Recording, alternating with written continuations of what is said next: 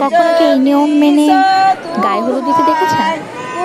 আজকে আমি দেখাবো আমারই মামার বিয়েতে কিভাবে এইসব নিয়ম মেনে গায়ে হলুদ করা হয়েছে, সেটা আবার আমাদের নিজ গ্রামের বাড়িতে। তো এখানে মামাকে প্রস্তুত করা হয়েছিল গায়ে হলুদের জন্য। সে সকালে ঘুম থেকে উঠে এরকম দেখতেই পাচ্ছেন যে তার ফেসতে বোঝা যাচ্ছে সে ঘুম থেকে উঠেছে, এবং উঠেই দেখে যে এরকম একটা অদ্ভুত আয়োজন। যেহেতু সে ঢাকায় বড় হয়েছে, তাই এই ধরনের আয়োজনে সে একদমই অভ্যস্ত না।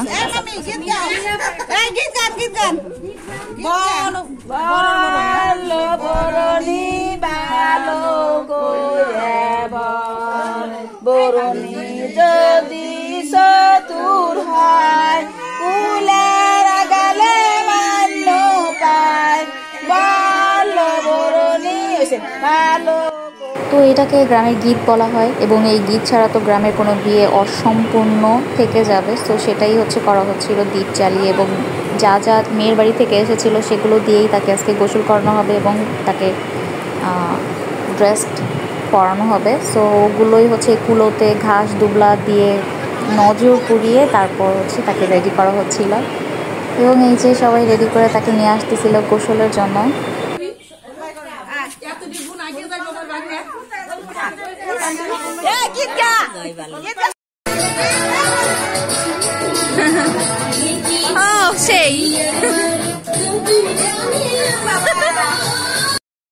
গোসলের বাকি ভিডিও আমি অন্য একটা ব্লগে শেয়ার করব, না হয় অনেক বড় হয়ে যাবে। এবং এখানে সবাই মিলে অনেক নাচ গান করা হচ্ছে, দেখে বুঝতেই পারছেন, কারণ এই বাড়ির একমাত্র ছেলের বিয়ে বলে কথা, এবং 5 বোনের একমাত্র ভাই। তো বুঝতেই পারতেছেন কত আদরের এবং কত আনন্দ সবার মনে।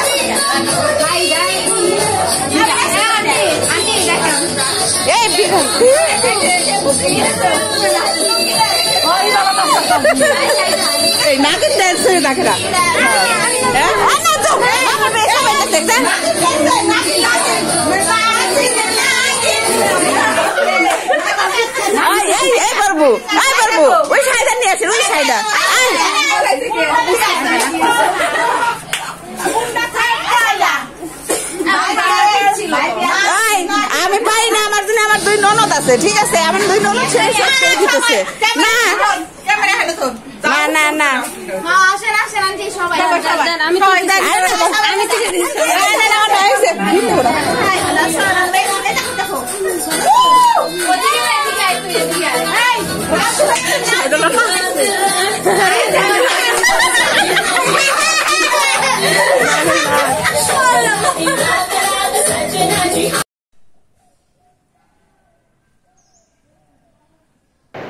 বিকালের এই পরিবেশটা আমার কাছে এত মুগ্ধকর লাগে। আমি মাঝে মাঝে হচ্ছে যতদিন ছিলাম বিকালবেলা বের হয়ে একা একা হাঁটাহাঁটি করতাম, সবাই মিলে গল্প করতাম, আমরা ধান খেতে চলে যেতাম, ফুচকা খেতাম। মানে সময়গুলো এত সুন্দর কেটেছে, এবং আমার ভিডিওগুলো দেখে আমি খুব মিস করছি। ইনশাআল্লাহ ভেরি সুন আমি আবার নানা বাড়ি যাব। তো ভিডিওটা আপনারা এনজয় করেন।